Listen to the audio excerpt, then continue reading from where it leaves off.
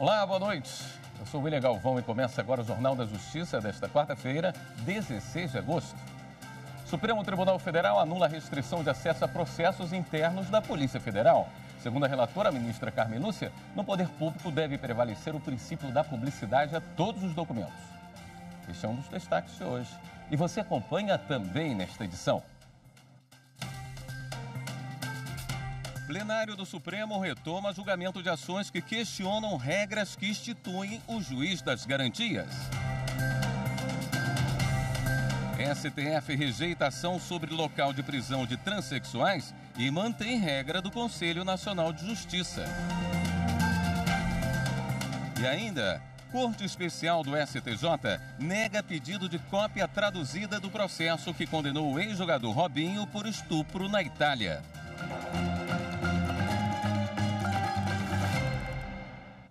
O Supremo Tribunal Federal entendeu que cabe ao juiz decidir onde mulheres transexuais e travestis devem cumprir a pena de prisão. A repórter Viviane Novaes tem os detalhes. Os ministros rejeitaram uma ação da Associação Brasileira de Lésbicas, Gays, Bissexuais, Travestis e Transsexuais.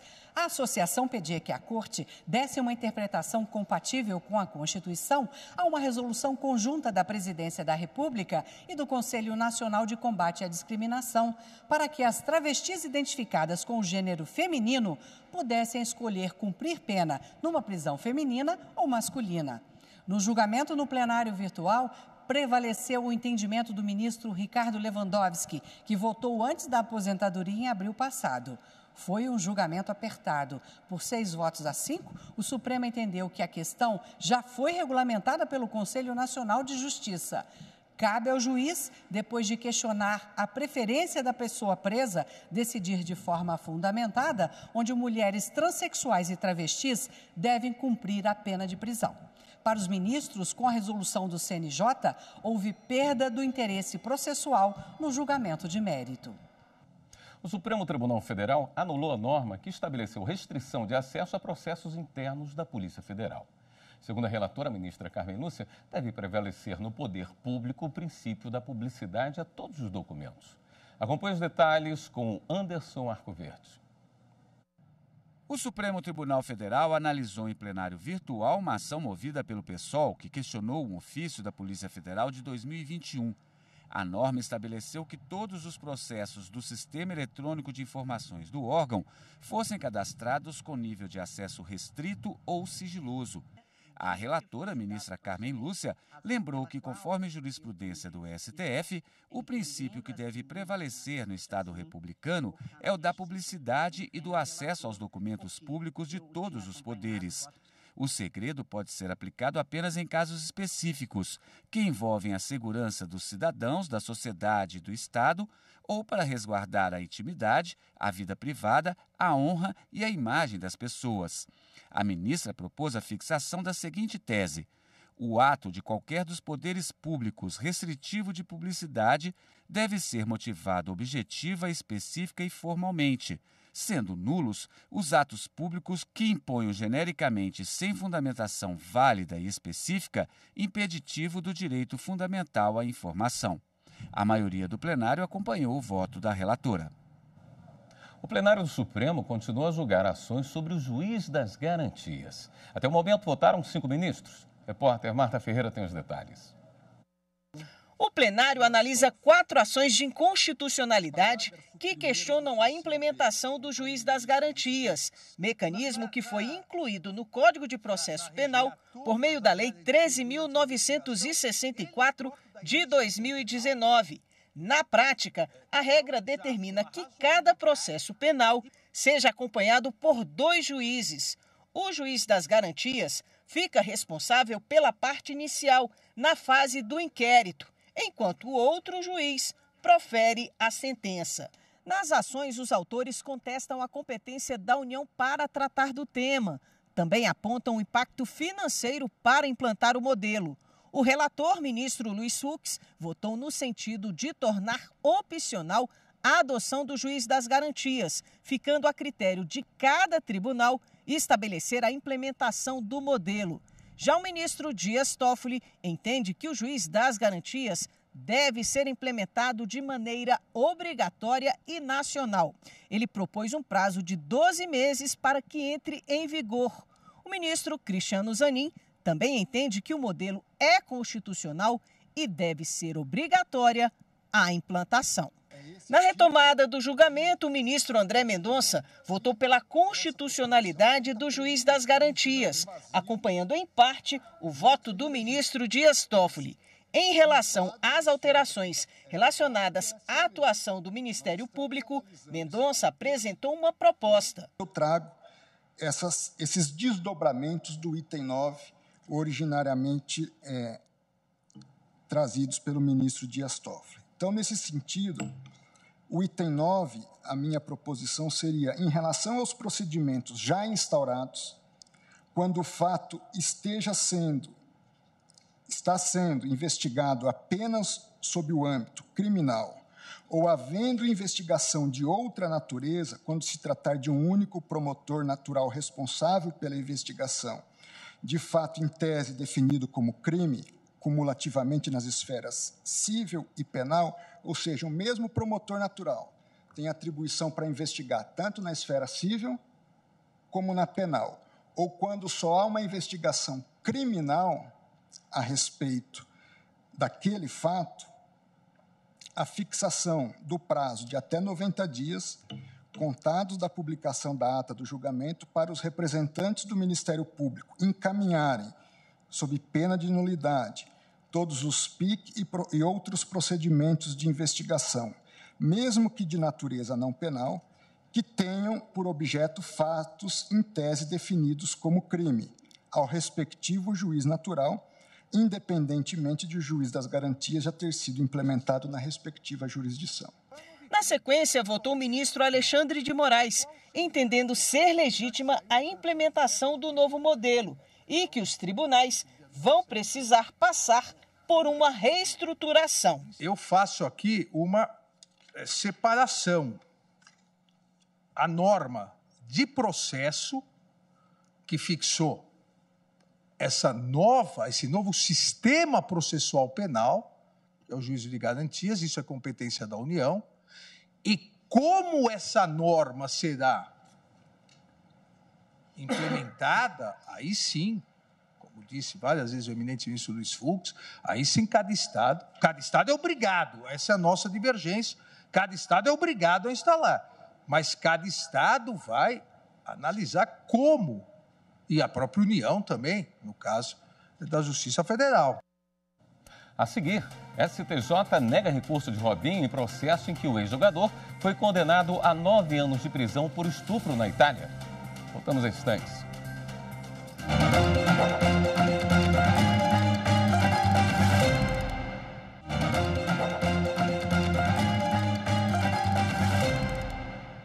A Justiça do Paraná marcou o julgamento do policial acusado de matar o ex-tesoureiro do PT. As informações com o repórter Adriano Ribeiro. A Justiça do Paraná determinou que o policial penal Jorge Guaranho vai a júri popular em 7 de dezembro deste ano. Ele é acusado de matar Marcelo Arruda, ex-tesoureiro do PT em Foz do Iguaçu, no oeste do Paraná. Para o Ministério Público Estadual, o crime teve motivação política.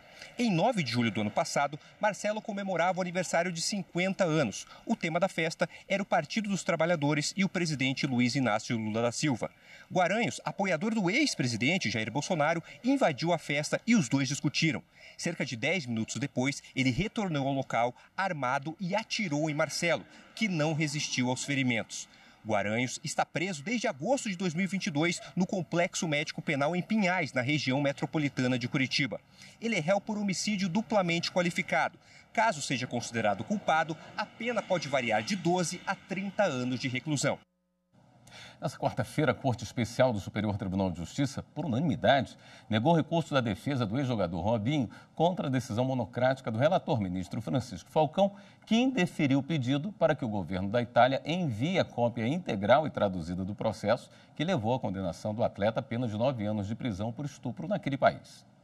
Com o indeferimento do recurso, a defesa de Robinho terá agora o prazo de 15 dias para oferecer contestação ao pedido apresentado pelo governo italiano para homologação da sentença.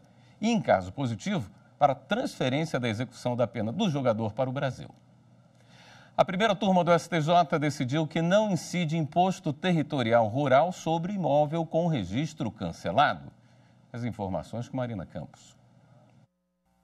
Quando o registro da propriedade rural foi cancelado por sentença transitada em julgado, não há incidência do Imposto Territorial Rural, o ITR.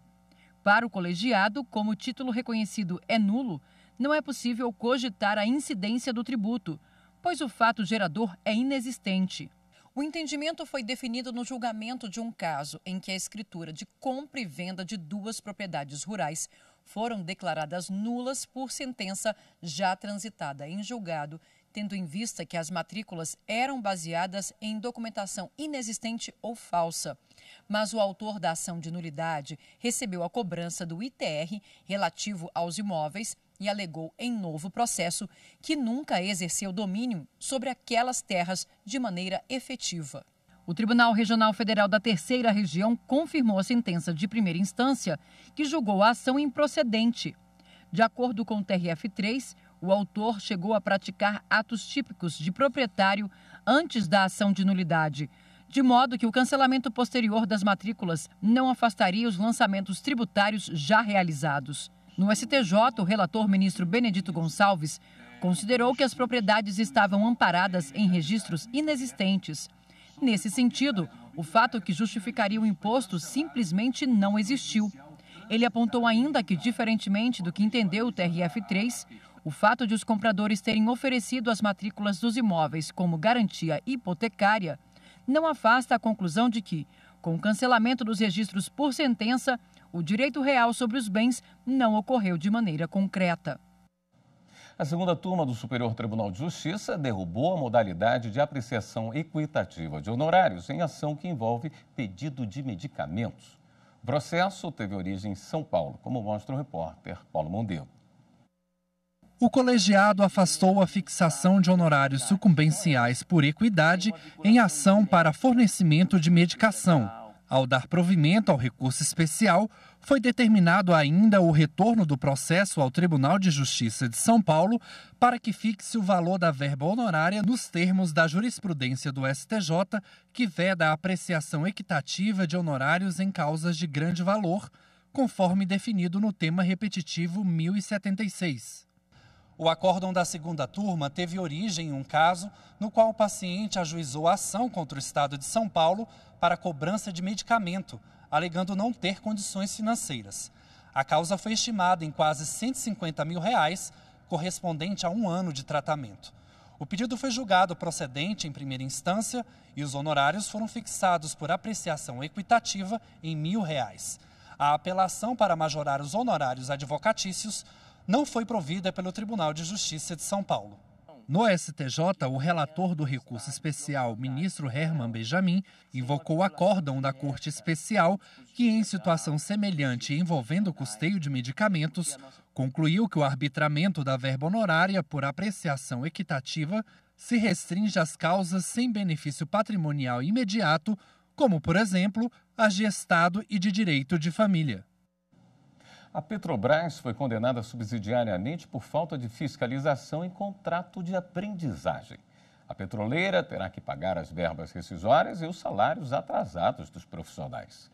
O repórter Rafael Oliveira conta mais sobre essa decisão da 7ª turma do Tribunal Superior do Trabalho.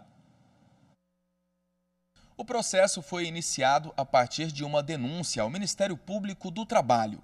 De acordo com o MPT, a Organização de Direitos Humanos Projeto Legal não teria efetuado o pagamento das verbas rescisórias aos aprendizes que prestavam serviços à Petrobras no Rio de Janeiro.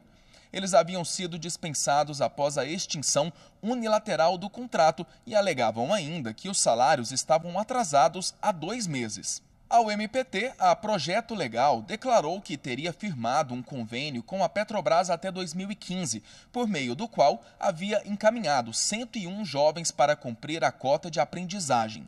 No entanto, em 2013, a empresa teria atrasado o repasse das verbas, inviabilizando o pagamento dos salários dos aprendizes. O valor questionado ultrapassa os R$500 mil e também foi judicializado em ação que tramita na Justiça Comum Estadual. O MPT apresentou ação coletiva contra as duas empresas e o juízo de primeiro grau decidiu pela condenação. No recurso ao Tribunal Regional do Trabalho da Primeira Região, no Rio de Janeiro, a petroleira sustentou que não se trata de terceirização, pois o contrato de aprendizagem tem normas próprias. Contudo, a sentença foi mantida. Para o TRT, a aprendizagem, embora de caráter temporário e a prazo determinado, é uma modalidade de contrato de trabalho com intermediação de mão de obra, mediante celebração de convênio. Ainda de acordo com o regional, a Petrobras é, portanto, a real beneficiária do programa e deve agir com cautela ao contratar e, ao mesmo tempo, fiscalizar a realização dos serviços conveniados. O caso chegou ao Tribunal Superior do Trabalho. O relator, ministro Evandro Valadão, explicou que a condenação subsidiária se fundamentou na ausência de prova da fiscalização. Nesse contexto, é inviável acolher o recurso, uma vez que o TST não reexamina fatos e provas, conforme a súmula 126 da Corte. Assim, a Petrobras foi condenada subsidiariamente por não ter comprovado a fiscalização da Organização de Direitos Humanos Projeto Legal. A decisão foi unânime. O Ministério Público Federal recomendou ao Exército Brasileiro, em Rio Branco, medidas para a realização de treinamentos que envolvam o uso de instrumentos ou armas de menor potencial ofensivo ou considerados não letais. Repórter Madeleine Machado. A recomendação encaminhada ao comando do 4º Batalhão de Infantaria de Selva foi feita depois de incidente ocorrido durante um treinamento realizado em junho deste ano. Diversos moradores e comerciantes relataram que suas casas e estabelecimentos foram invadidos por uma fumaça branca durante cerca de 30 minutos e que, por essa razão, sentiram sintomas como garganta e olhos ardendo, dificuldade para respirar, enjoos e inchaço no rosto, inclusive tendo necessidade de atendimento médico de urgência. As pessoas falaram que a situação atingiu até mesmo crianças menores de 1 ano de idade. A lei determina que sempre que pessoas são feridas por força praticada pelos agentes de segurança pública, deve ser assegurada a imediata prestação de assistência e socorro médico, além da comunicação do ocorrido à família ou à pessoa por ela indicada. O comando tem 30 dias para informar se acata a recomendação do MPF e para relatar as ações tomadas para o seu cumprimento. O TRF da Primeira Região entendeu que agente penitenciário temporário não deve arcar com taxas para expedição do porte de arma de fogo. As informações com Lincoln Freitas.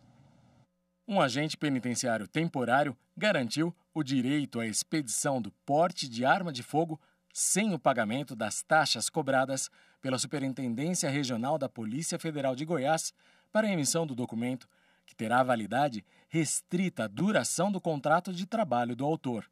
O processo chegou ao Tribunal Regional Federal da Primeira Região por meio da remessa oficial, também conhecida como reexame necessário ou duplo grau obrigatório, que determina ao juiz que encaminhe o processo ao tribunal sempre que a sentença for contrária a algum ente público, havendo ou não apelação das partes. A decisão da 6ª turma do TRF da Primeira Região confirmou sentença do Juízo Federal da 3ª Vara da Seção Judiciária de Goiás. Para o relator, desembargador federal Jamil Rosa de Jesus Oliveira, como benefício de isenção do pagamento das taxas relativas à autorização de compra e registro de arma de fogo está garantido pelo Estatuto do Desarmamento aos agentes penitenciários efetivos, o agente penitenciário temporário também deve usufruir do benefício. Afinal, os riscos inerentes à função de agente prisional são idênticos, independente de tratar-se de cargo efetivo ou temporário. A decisão do colegiado foi unânime. No próximo bloco, o TSE promove evento sobre defesa da democracia. Voltamos já.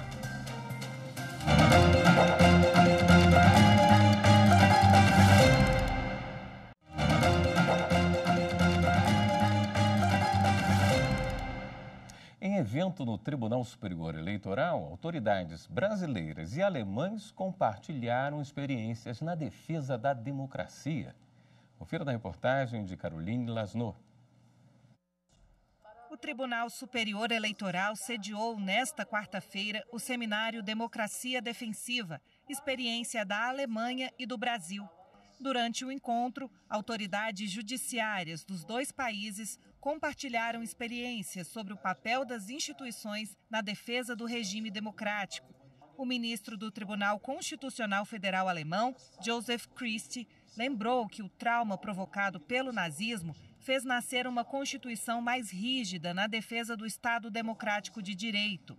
Ele descreveu as medidas adotadas atualmente pelo país para proteger a democracia diante de extremismos políticos e do surgimento de novas forças antidemocráticas. O ministro alemão afirmou que não faltam no país instrumentos para combater as ameaças à ordem fundamental livre e à democracia. Ao presidir a mesa de abertura, o presidente do TSE, ministro Alexandre de Moraes, chamou a atenção para a necessidade de atualização dos mecanismos de defesa institucional diante de um novo modelo de ataque baseado em desinformação propagada nas redes sociais. Algo inimaginável há 20, 25 anos atrás, consequentemente, se era algo inimaginável, os mecanismos de defesa das instituições, os mecanismos de defesa da democracia precisaram ser reanalisados a partir desses ataques. A partir do próprio texto constitucional, isso vale para o Brasil, para a Alemanha, para a Itália, vale para todos os países, houve necessidade de uma nova leitura institucional no sentido finalístico dessa leitura constitucional. Não é possível que a Constituição permita a utilização sem limites de determinadas previsões, liberdades, para que possa a própria democracia, o próprio Estado de Direito serem rompidos. O evento é fruto de uma parceria entre o TSE e a Embaixada da Alemanha, com o apoio do Fórum Jurídico Brasil-Alemanha e do Fórum de Democracia Europa-Brasil. O Tribunal de Justiça do Rio Grande do Sul promoveu uma live sobre justiça restaurativa na educação, com transmissão ao vivo pelo YouTube. A justiça restaurativa é uma importante ferramenta na solução de conflitos entre as partes envolvidas no processo. Confira como foi o evento com Paula Marcon. 2023 foi declarado pelo Conselho Nacional de Justiça como o Ano da Justiça Restaurativa na Educação. E para dar mais visibilidade ao tema, estão sendo realizados eventos regionais e nacionais. No dia 8 de agosto foi promovida a live Vamos Conversar sobre Justiça Restaurativa na Educação, que está disponível no YouTube do CNJ. Participaram do encontro o conselheiro Luiz Felipe Vieira de Melo Filho, coordenador do Comitê Gestor da Justiça Restaurativa do CNJ, o juiz de direito Egberto de Almeida Penido, do TJSP, a juíza de direito Jurema Carolina da Silva Gomes, do TJPR, e o desembargador do TJRS Leoberto Narciso Branquer. Esse ano da Justiça Restaurativa pela Educação só acontece porque a Justiça Restaurativa se tornou um amplo movimento de base social no país, um processo que, neste momento, o Conselho Nacional acolhe, catalisa e impulsiona. E é por trás disso que eu gostaria de começar levantando por que o CNJ, por que o Judiciário, por que a Justiça Restaurativa tem a ver com a educação. São essas questões que perpassam o nosso objetivo maior aqui, de esclarecer de como a justiça restaurativa pode contribuir com a cultura de paz no ambiente escolar. Já nos dias 23, 24 e 25 de agosto, será a vez do primeiro Encontro Nacional de Justiça Restaurativa na Educação, realizado em parceria entre o CNJ e o Tribunal de Justiça do Tocantins. Ambos eventos contam com a participação do desembargador do TJRS, Leoberto Narciso Branquer, uma das referências nacionais na área. Termina nesta sexta-feira o prazo para inscrição de juízes de todo o país que quiserem participar da operação Justiça Rápida Itinerante, no Baixo Rio Madeira, em Porto Velho, Rondônia. As informações com Adriel Diniz. Rondônia está abrindo as portas para que os interessados de todos os estados possam conhecer a nossa prática de itinerância fluvial.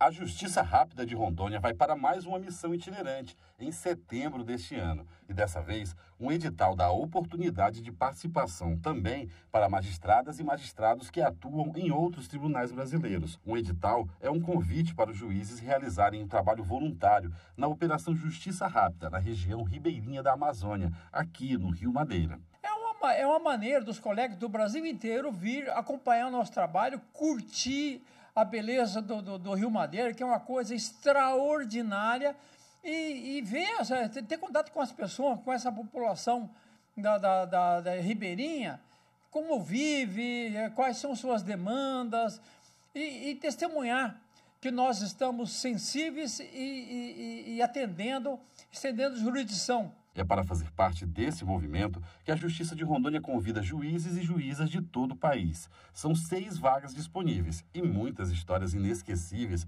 para levar de volta para casa. Deu tudo certo a gente ter vindo, né, na hora que a gente mais está precisando.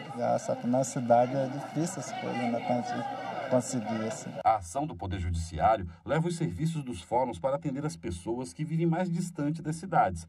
Porto Velho é a capital do estado e a maior comarca de Rondônia. Sua grande extensão territorial, para quem tem menor condição financeira, acaba dificultando o exercício dos direitos. O pedido de participação deve ser enviado até o dia 18 de agosto para o e-mail nupemec@tjro.jus.br ou busque mais informações pelo telefone ou pela página do Tribunal de Justiça na internet.